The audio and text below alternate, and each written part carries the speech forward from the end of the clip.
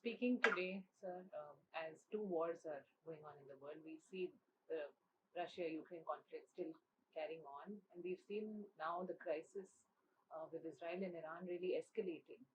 Uh, from the Indians, viewpoint, how do you see challenges and opportunities at this juncture?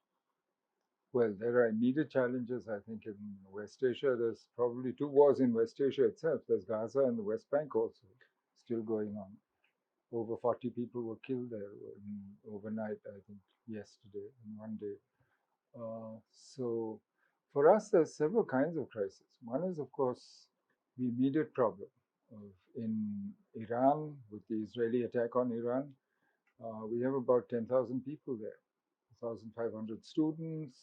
We have to think of their safety. If they want naturally to get out, how do we evacuate them? It's going to be a big effort. Uh, Also, what it does to the world economy. I mean, if this spreads, if it goes into attacks on shipping, as it is, Persian Gulf, Red Sea, there have been attacks by Houthis on shipping in the past. If Hormuz is closed, oil prices will go up through the roof, uh, and I think we can see that the effects are going to be dangerous across the board.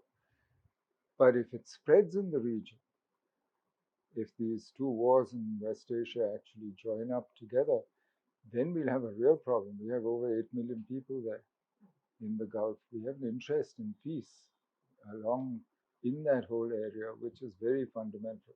Those are just the immediate effects. You look at the larger effects on the world, on world politics, on the world, on the region itself. Uh, I think that should actually worry us. And while we speak, we also see a certain section, at least the narrative coming that you've seen the situation in Syria after Assad. Lebanon is trying to deal with Hezbollah. Hamas, for one, has been, another area of concern that we are seeing being addressed, in a certain manner. Do you see stability in some ways expected in You've that part, or seen do we see the situation worsening? what we've seen over the last 2.5 years since the Hamas attack on 7th October 2023 actually gave the US and Israel a pretext to try and remake West Asia, the Middle East, Yes. right? And they went after Iran in various forms. After those who were linked to Iran very closely, Hezbollah, Hamas, you mentioned, toppled the Assad regime, worked with Turkey and others to do that. So they've remade the Levant in a sense and used force to do this. And now Israel has gone straight after Iran, which she couldn't have done without US, not just approval, but actually connivance and support, because the US is physically involved in the defense of Israel against Iranian retaliation, against the attack, and is also clearly enabled Israel to hit because crossed airspace, which is clearly under US control and etc. So what we're watching is probably an attempt to remake Middle East, but to do it by force. And frankly, I think tactically you have to admire some of the ways in which it's done. It's tactically very deft, but strategically, to my mind, nothing based on this kind of force. You can't beat people into peace. This doesn't last. And frankly, this is unfortunately Israel's history in the last I'd say 30 years, since the peace process in the Middle East ended in the late 90s after Rabin's death. And then what we've seen is an attempt to use force to increase Israel's security. But, you know, in many ways, what this government in Israel has done has actually not made Israel much more secure. It's if anything, Israel's dependence on the US, Israel is much more isolated in the world, is much more dependent on the US. And her security now depends on continuous war almost. And this is hardly a recipe. Now, whether if you think ethnic cleansing in Gaza and clearing it of of all the residents of all this is going to add to Israel's security? I doubt it.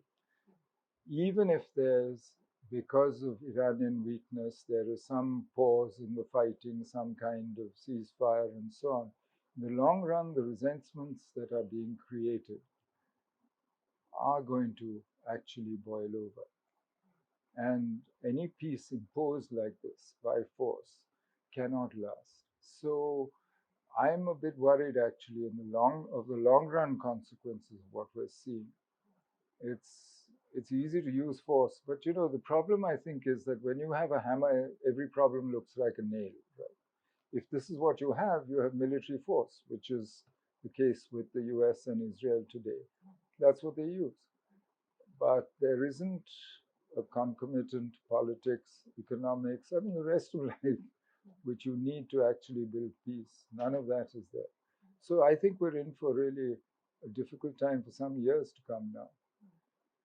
And looking at the Iranian regime, do you think it's the biggest test right now that Khomeini is facing? Well, it's the gravest threat, and I think it's much more now than just the Iranian nuclear program.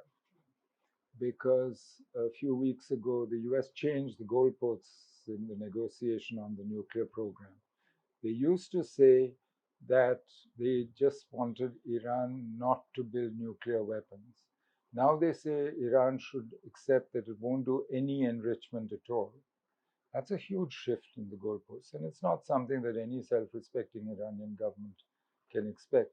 And the way these strikes have been planned, it seems much more that to design to topple the regime, to seek regime change, and by going after individuals and so on, rather than to neutralize the nuclear program. Because, frankly, from what I know and from what knowledgeable Israelis have been saying, it doesn't look as though this will delay the Iranian nuclear program by more than at most a year or two, maybe just a matter of months.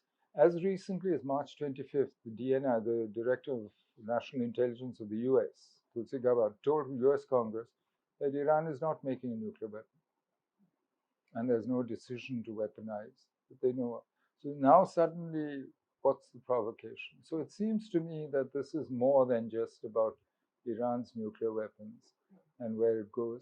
But in the long run, if there are hardliners in Iran who think Iran should have nuclear weapons, they have the best argument for it now, saying countries with nuclear weapons, like North Korea and so on, have not been attacked. We've been attacked, and attacked in a pretty comprehensive way. So they have a solid argument now. Whether Iran will or will not make that decision, we don't know. But it would be logical if they did. And how do you see India doing a balancing act, or is it able to do a balancing act? Well, I think, frankly, I don't understand the idea of a balancing act for India. We have interests, right? We have a solid interest in peace. Those 8 million people is a solid interest. We are dependent on energy from that region. We need peace in that region. Some of our biggest economic partners are in that region. We have every reason to work for peace positively rather than balancing. And so I am shocked actually that we are so silent, that on all these issues, when it comes to a ceasefire in Gaza, we're abstaining on resolutions. We've abstained on the last three. When it comes to issues in the IAEA about Iran's nuclear program, I don't hear India's voice. The Board of Governors was discussing this just before the attack, the week before. Nothing, not on Ukraine as well. We're abstaining on everything. So for me, for India to abstain, we have interests here, and we have a solid interest in peace. We should be doing something about that. So that takes us to the conflict that we've seen with Pakistan. And we've seen Israel being possibly the only country that's openly come out in support, of India's position vis-a-vis Pakistan. How would you assess then our relation with this, strategic partner that we have, and looking at the conflict that we've witnessed with Pakistan? For me, conflict with Pakistan is not about gathering international support. Conflict with Pakistan is about imposing costs on Pakistan's support of cross-border terrorism. If you are more bothered about how popular you are, then you have a different set of things you should be doing. You're trying to defend India, and you're trying to see whether Pakistani behavior can be changed. So far, it hasn't. And if anything, they're talking even more loudly about this. How other countries react, frankly, has very little to do with either the merits of your case or what you've done. So I'd be a little careful about saying, oh, but we need to balance because we so and so might get offended. You follow your interests, other people understand it. That's what other people do. Israel follows her interests on these issues too and chooses what she says. So do other countries. So while we deal with Pakistan, as you're mentioning, as a bilateral issue, and we're not really looking at countries supporting us. But to expose Pakistan, you also need, to expose the terror activities, or I don't think you make need. it The an world international knows issue. what Pakistan is. The world knows what Pakistan is doing. The world will react to what bothers them. If a country feels threatened by what Pakistan is doing, they will respond. Otherwise, they'll just use each crisis for their purposes. So how do you see our counter-terror policy evolving from the time of the UPA now into the end in the last 10 years? Well, Has it progressed, or are there learnings here? I think there's certainly been learnings, and the learnings have been over much longer period. From the 90s onwards, we have got much better at handling terrorism. If you look at the gaps between the various attacks and the nature of the attacks also, we have got better over time. But that's at the tactical level. I think what has changed, though, is that the political context in which you are doing this, you're dealing with terrorism, has changed both domestically and internationally. Today, Pakistan is much less isolated than she was originally in the 2000s, right through the 2000s. I mean, why did Musharraf make promises which he didn't keep about not allowing terrorism against India from territory under Pakistani control? Because he was isolated, because he needed. Today, because there is great power rivalry between China and the US, between others, Pakistan sees an opportunity and makes herself useful to other people. So the political context internationally and domestically has changed in the way you deal with it. The situation in J&K is no longer what it was in the north, for instance. So given different circumstances, the effect of what you do will also be different. And so I think to make a comparison and to say, yes, we've learned, but to what extent have we learned enough will be, our job is to create outcomes, to create peace, not to win some popularity contest or to see how many countries will support us and say this or say that. The words, frankly, are meaningless in dealing with terrorists. In that context, how do you see the delegation visits? They are useful to the extent that they convey that India speaks with one voice, that we're all united on this issue. But to expect it to go out and change people's minds or the behavior of other states, I think is unreasonable. And we recently. We didn't do it after 2008, for instance. We didn't send delegations. We didn't need to. Today, they feel the need to, clearly. But when we have, the US president himself saying that it's his intervention that has. He says caused, a lot of things. The conflict. He also hinted at countries saying that his role is not duly being acknowledged. What do you think what kind of message is he trying to send India? If that's he's trying to claim credit. He claims credit for all kinds of things. I mean, even yesterday, I think he was saying that, oh, yes, the Iranians want a deal and they're about to come to a nuclear deal with us in the middle of this really heavy bombardment. And the Iranians are saying exactly the opposite in public. He says many things, but I don't think that's how we need to. We don't need to see the world through his eyes. For India's US foreign policy, if you think your job is to make sure that other people say what you want them to say, yes, it's a challenge. But that's not your job. Your job is to create outcomes. Let him say what he does. It's when he starts affecting the outcomes against you, then worry. So when we talk of outcomes, we've seen Our US, main China. outcome is we want terrorism out of Pakistan to stop, right? We need the US for broader reasons because we're developing and transforming India. So what we're doing on the bilateral trade negotiation, for instance, that matters. That really matters. And whatever we come up with, because it affects our future and our development in the future. We have exchanges with the US across the range. If you see that joint statement after Prime Minister Modi's February 13th visit to the White House, it covers, from high tech, defense, you name it. There's a lot that we do together. Those are the things that matter and that I would actually watch very carefully, rather than spectacular statements which are meant to get attention.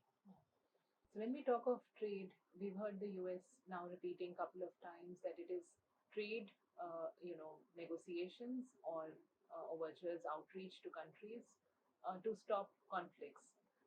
US has clearly moved with Munir's visit also, as we see, also discussing trade for that matter. You've also seen US discussing trade, mineral wealth with China.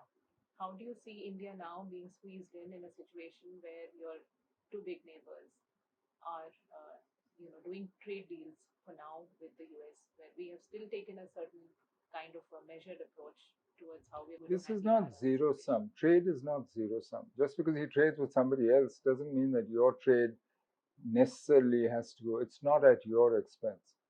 So when it comes to economic issues, at least, I think we need to look at it. The US has been China's biggest trading partner for a long time.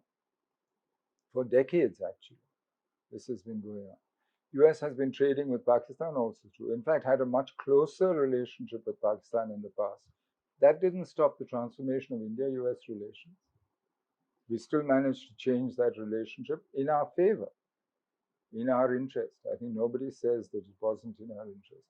So I think rather than saying, oh, but they're doing this, they're doing that, I think we should actually look at what we can do. With the US, with China, with Pakistan will be different depending on the circumstances, but that's what we should keep our eye on. I don't think it's a zero sum where, oh, if they are gaining something, then we are losing something. Not necessarily, not in trade, certainly. But do you think US's strategic outreach and its business interests are going hand in hand? I think US policy is in the midst, like the US itself, US's own polity, its own economy, is in the midst of a shift, and of a pretty fundamental shift. And this is not the US that we got used to in the immediate post Cold War period. This US is much more protectionist, much more isolationist, has big political issues at home thanks to polarization and so on, will behave differently. And I think we have to get used to that and deal with it accordingly. But deal with it, as I said, based on your interests and the outcomes you want. Not on, oh, do his words suit me, or is he saying what I want, and so on. Do you think the Prime Minister's visit in Trump to, being one of the first visits, was it something that we've, overreached for now, or that visit could have been delayed? Did we really miscalculate Trump 1 from Trump 2? Well, I think it's clear now that Trump 2 is not Trump 1.0, right? That it's very different. But whether it was the right thing to do, to go, not to go, all that, as Mao Zedong said about the French Revolution, it's too early to tell. Do you see? As I said, I will judge after we know the outcomes. There's a big agenda, which was spelled out in that joint statement. There's a lot of engagement going on, negotiations on the trade agreement, etc., visits. Let's see where it goes. Trump, that brings me to Trump, also has called Prime Minister Modi good. He's also called General Munir strong. How do you read? I told you, I don't bother about what he says. I'll judge by what he does. In terms of action, we've also seen, a shift from a multilateral approach by, the US government now under Trump. Do you think when multilateralism is really something that they're not looking at, how do you see the future of something like They're reviewing fundamental aspects of their Indo-Pacific strategy. They're doing a review of AUKUS, which was with the nuclear submarine, with submarines with Australia and the UK. And we'll have to see. And now with this, what's happened between Israel and Iran, I think it's going to be difficult to get them to concentrate on what's happening. So the US has always had arguments within itself about where the priority should lie. For many years, they've been talking about a pivot to Asia, that Asia is the real center of geopolitical activity, that dealing with China should be their biggest issue. But they've always had other distractions as well: Ukraine, Europe, West Asia, whether it was Gaza, whether it is now Iran. So I think we'll have to see how much attention they actually devote to this and what kind of resources they're willing to put into this. I mean, you've seen it's the CENTCOM commander who will say wonderful things about Pakistan because that falls in his. You ask the PACOM commander, the Indo-Pak commander in Hawaii who covers India, he'll probably tell you wonderful things about India. So I think this you have to accept as part of the normal give and take of their process. I think also that with the US really looking at trade and conflicts, going hand in hand, the solutions. Is that a good solution? They've done it for a long time. And the US actually invented the whole range of economic sanctions and the use of sanctions as part of their and the politicization, in a sense, the weaponization of economics. Yeah. The US invented this and had the tools to do it because the financial system was clearly under her control. She had the economic weight as well, as the largest single economic power, and as the biggest trading power for many years. Today, China does the same. Today, China has maybe not identical power, certainly not the same military power, but she has economic power, and she's weaponized that as well. So this, I think, is not a new phenomenon. This mixture of trade, of finance, of politics, these have always been part of politics. I mean, if you go even further back, I mean, what was empire? It was the use of politics for economic gain and vice versa, the use of economic tools as means of political control. So that doesn't surprise me. That and Trump himself is a businessman, so he sees things in those terms, in terms of real estate, in terms of money.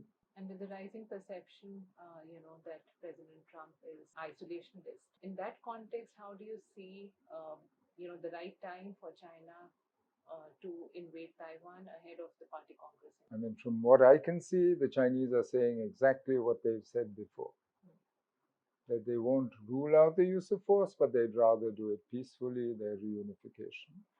I haven't seen a difference in what they say, but I've seen lots of American admirals and people saying, oh, they're going to invade. And first we were told they'll invade in 2024, then we were told 2025, now we're told 2027. You're the only people who know are really the Chinese themselves. And given our, foreign policy, do you see in our neighborhood, we've seen Bangladesh, we've seen these kind of, standoffs with some other countries.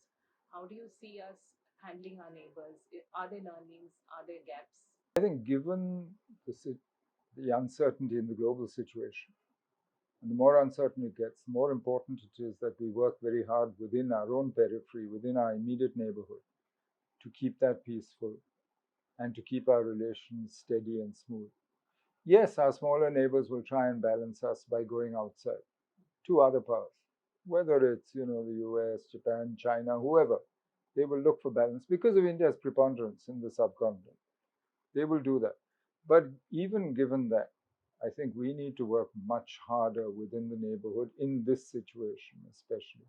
Also, because many of our neighbors are going through a domestic crisis, political, economic. I mean, 4 of them are in talks with the IMF. In fact, some of them are already on adjustment packages, Pakistan, for instance. But even the others, I mean, have domestic political issues which are pretty fundamental. Nepal, Bangladesh is going through what amounts to a revolution. China, Sri Lanka is just coming out of the Aragulia and, quite a really difficult time. Several governments have been changed in our neighborhood, including some legally through elections, many of them not so happily, not so smoothly. So I think this is a time when we really need to focus on the neighborhood and be very careful. It's also an opportunity actually, because it's in when there's a crisis, there's a chance to actually do things that normally you might find difficult, but to actually go out and do things. Like the way we helped Sri Lanka to overcome her crisis. Doesn't mean that she'll stop talking to other people or dealing with other people. But certainly, you saw the first visit of the new president was to India. You can. So I think we need to use this moment when the world is uncertain, when there are crises within our neighbors. We need to use this moment to be very careful in how we deal with our neighbors. So, what would be those first three steps that you would suggest, Well, I or you think could think of, which you what think what do needs to you be done? where is your strength here? Your strength is in two big things. You're the largest economy here, and you should therefore be able to open and integrate your economies together and offer them some economic cushion which helps them. Secondly, you also have the capacity to affect their security in positive ways. So if you're a source of stability and security for them, and you work with them on their problems, for me, that in itself covers a lot of the problems. Of course, you have to be careful what you say, what you do. You can't go around calling a neighbor termites and so on, and then expect them to treat you well. But that's secondary. Primary is these two things. If you can do, We do have, yeah, not just India. Pakistan but We are China. India. Would it not be natural for India to have its national security concerns, take About our over when it smaller comes? neighbors, are we threatened by our smaller neighbors? We are India. I mean, it shows a certain lack of self-esteem if you feel threatened by Bangladesh, by Sri Lanka, by Nepal. I mean, I'm amazed that any Indians actually think we're not a small country. We're not threatened by these countries, or that we are frightened of them economically. I find that really amazing. So, do you agree? When we talk of mutual, interest, we're not talking of equalization, but what we've seen really in our neighborhood is, while we're doing trade with our neighboring countries, we're also trying to, equalize the relationship, which is possibly not the right Equalize. approach. I'm not sure that equalize. I mean, they're very different from your economy. Their interests will be different, but I don't think we should go around. I think I've heard many people say reciprocity. I don't see how reciprocity works. I mean, you don't apply reciprocity when you talk to a bigger economy like the US, do you? So I don't see that you can just treat everybody exactly the same, especially on economic matters. I think you need to be practical and deal with what you have and make what you can out of it. So, while we're referring to the situation with Bangladesh, do you think visas, trade, um, you know, the softer issues still need to and people to people contact is more important? You see, the understanding on which you managed to improve relations considerably from roughly 2008 onwards with Bangladesh was first you dealt with each other's security concerns. Bangladesh dealt with yours, stopped allowing Indian insurgent groups, etc., to use Bangladesh. You also dealt with their concerns because they had criminals, etc., who used to come and find refuge in India, where you didn't even, some of them you didn't even know, you didn't treat them as, and you dealt with each other. Once you've done that, you could then build the rest of the relationship, you could do the economics and so on. And I think you need to sit down. That has broken down clearly. You need to sit down with whoever is in Bangladesh. Problem today is you're not sure whether who is actually running Bangladesh and whether they have the capacity to deliver today. That's your problem. That doesn't mean you shouldn't have the conversations, because whoever it is, you need to be saying the same thing to all of them, saying, this is my interest. I'm ready to look after yours. Tell me yours. But you must recognize my concerns equally and take care of that.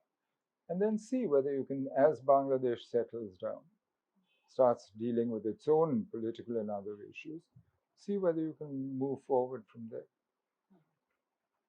But as I keep saying, Kuti is not a policy. And certainly name calling is no good. True. And how do you see our handling of, going forward now with the pause, as we so call it? What could be expected next with Pakistan, or is it a complete uncertainty that is I heading think in? there's uncertainty today. I don't know whether they're talking to each other. In the past, we've actually had back channels working, talk to each other right through every crisis. In the middle of Kargil, there were contacts still while we were fighting the war. So I have no idea what's going on. I'd rather not speculate. You would recall that during 26/11, we had an Indian delegation right there in Pakistan visiting Well, at we the had the time. Pakistani foreign minister here. Yes. How do you see that, when you reflect engagements with Pakistan, as you mentioned rightly, going through the crisis also? Did it help? I think it certainly helps because ultimately, in Pakistan's case, you're dealing with multiple Pakistans. There's the Pak army, which has an institutional interest in animosity with you, the Jihadi Tanzims, who are hostile by definition, and so on. But there's also civilian politicians who are who will go whichever way the wind goes. There's business, Pakistani business, who actually have an interest in an easier relationship with you. There's the ordinary Pakistani man in the street who also, frankly, is not naturally hostile necessarily. You shouldn't assume that. So, given that, it's worth, to my mind, following a differentiated policy towards. Obviously, you will oppose, try and isolate, and deal with those who are hostile to you or intrinsically hostile to you. But for the rest, I don't see why you shouldn't maintain contact and see whether you can't actually direct them in a more positive manner. And we've seen India react every time there has been, a terror operation or a military strike from Pakistani side.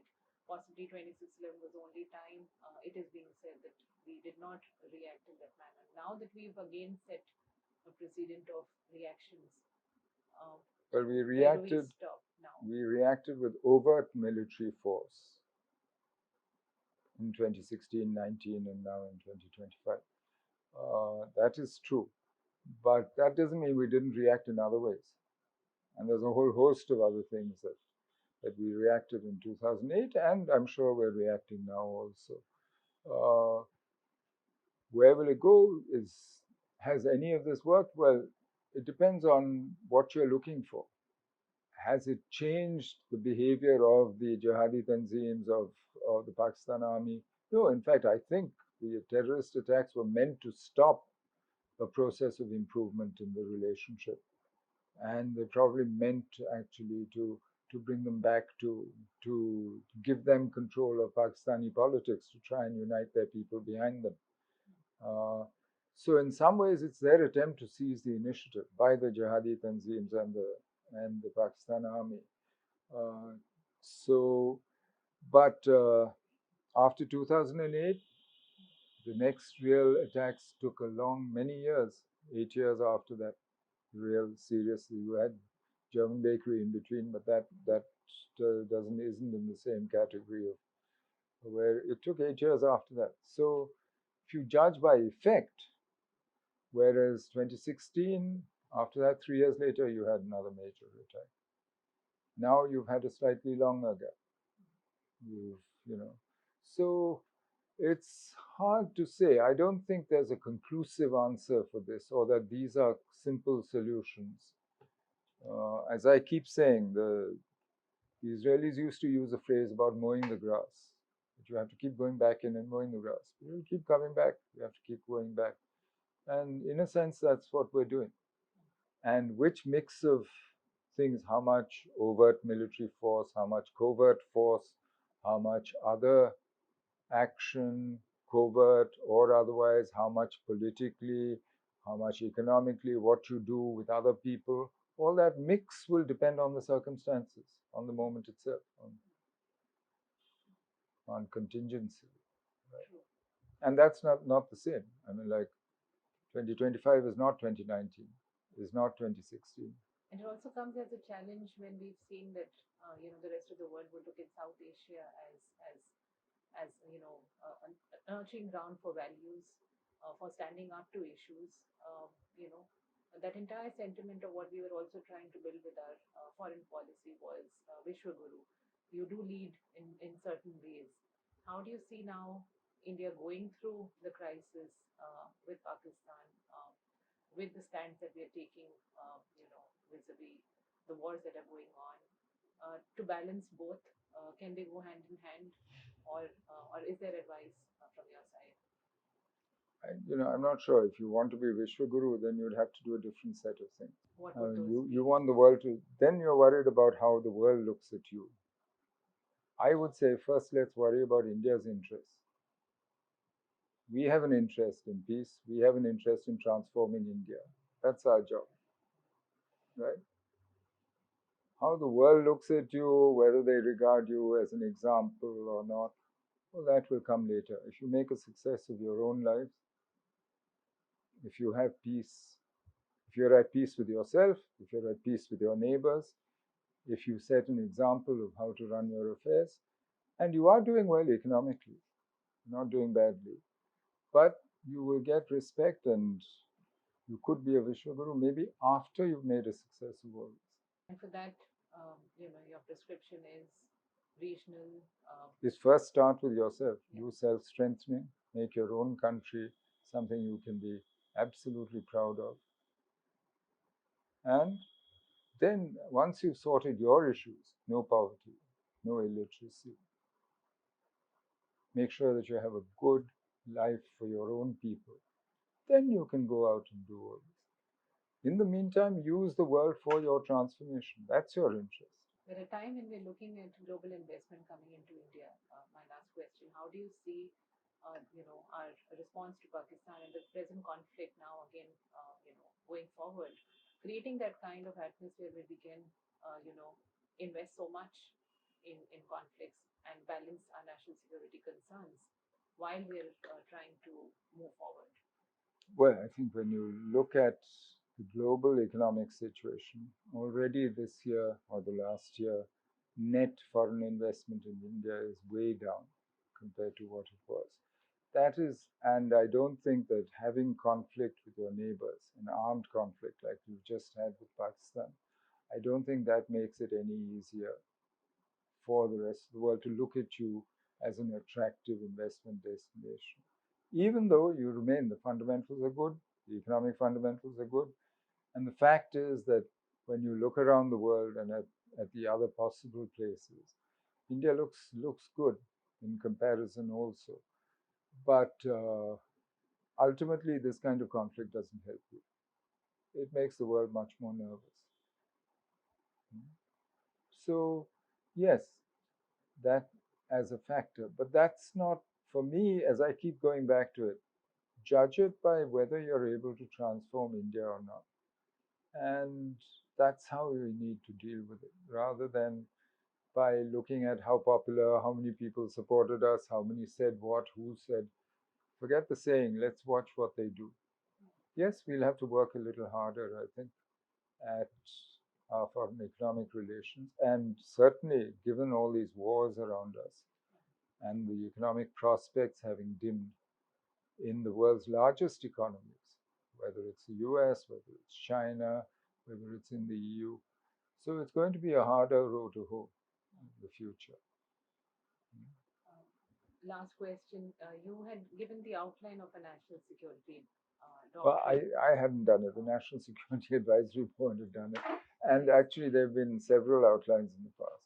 Do you feel there's a need for a national security doctrine to have a whole of government approach when we're looking at? I think it would be issues? useful. It would be useful. What have been the roadblocks in, What has been your ultimately, experience? ultimately, I think the political leadership has to feel comfortable with one. I think it would have been useful for them to have one because it unites thinking across government. Otherwise, we function in silos. And we saw some of that in this crisis with Pakistan, for instance. The absence of communication, strategic communication, left the field to all kinds of speculation, and not just in our own TV channels and so on, but even abroad. And the Pakistani version got play immediately because they were the only ones who had anything to say. And for me, that's a result of siloization in our system. And it would help, therefore, the national security doctrine would help to deal with some of those kinds of issues. It would also give people some idea of what we're dealing with here, across the board. People for whom national security is not a daily concern, they're not thinking about it all the time. And I do think it would help to prioritize actions at times before you actually face a crisis. You shouldn't have to get to a crisis and then decide what's important and what to do. But let's see. I notice more and more people now think it would be useful, at least say so in public. Yes. But as I said, ultimately the choice has to be that of our political leadership.